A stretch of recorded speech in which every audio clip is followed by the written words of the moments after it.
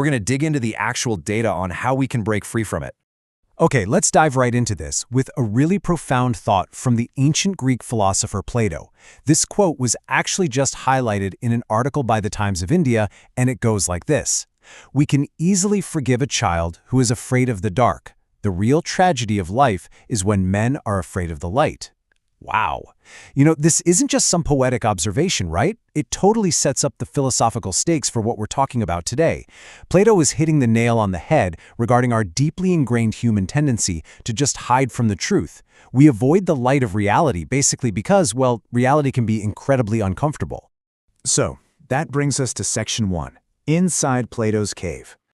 To really get this, we're going to use a 2,000-year-old thought experiment from Plato's famous work, The Republic. And honestly, it is wild how perfectly it diagnoses modern human behavior.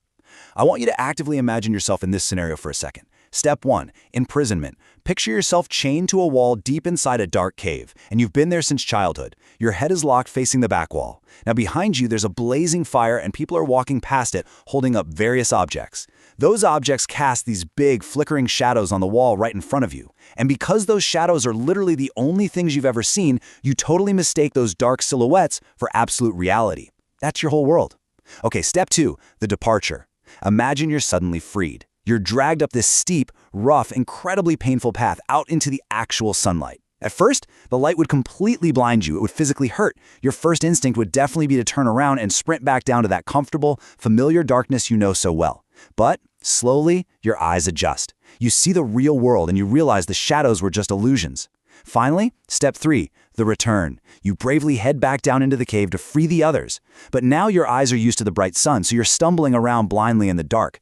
The other prisoners look at you, see you tripping over your own feet, and think, wow, going up there ruined him. So they refuse to leave. They violently fight to stay right there with their shadows. Now, what's really interesting about this slide is how Plato uses his famous analogy of the divided line to explain the whole story. He draws this sharp, undeniable contrast between two totally different realms. Over on the left, we have the visible world. This is the shadows, the reflections, the illusions we just talked about. In our lives, it represents those comfortable, easy assumptions we just sort of accept every single day. But on the right side, we have the intelligible world. This is the heavy stuff: deductive reasoning, true forms, deep philosophical understanding. So, the cave? That's our natural human tendency to just settle for the visible, superficial world. Escaping the cave means you actually have to do the grueling, heavy lifting of reasoning to access the intelligible world, the actual, unfiltered truth. Which leads us perfectly into Section 2, the jail of the mind. Fast forward to the modern world.